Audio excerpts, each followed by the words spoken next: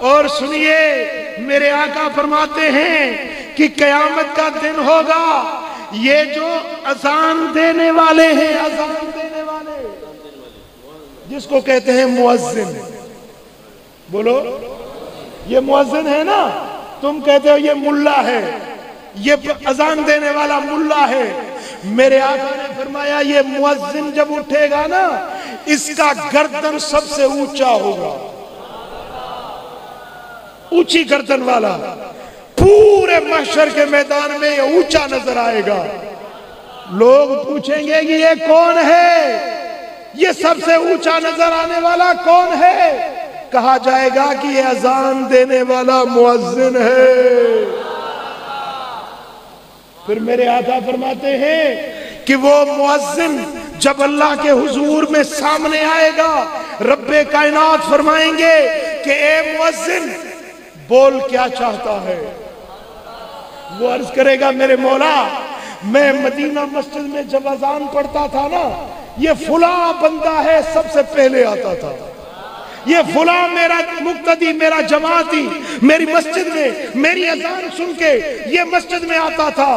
میرے آقا فرماتے ہیں یہ مؤذن لوگ اللہ کی بارگاہ میں شفاعت کریں گے، اور جن کی یہ سفارش کریں گے اللہ ان کو بخش کر جنت کا حقدار بنا دے گا۔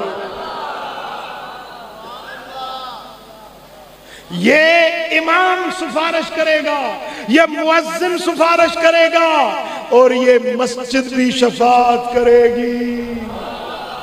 بولو یومئذ تحدث اخبارہا، قیامت کے دن یہ دھرتی، یہ زمین بھی اپنی خبریں بیان کرے گی۔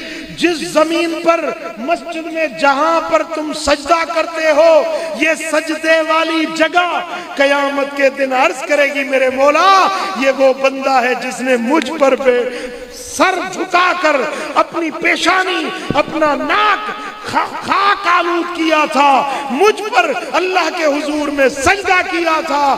رب کائنات فرمائیں گے کہ دھرتی تو گواہی دیتی جا، میں ان کی بخشش کرتا جاؤں گا۔ کیا سمجھتے ہیں آپ جو مجلس میں بیٹھے ہیں نا، یہ جو مجلس میں چند گھڑیاں بیٹھے ہیں، یہ مسجد قیامت کے دن گواہی دے گی کہ میرے مولا یہ 1 بجے تک رات میں جاگ رہا تھا، تیرا قرآن سننے بیٹھا تھا۔ اور دیکھیں عیدگاہ پہ جاتے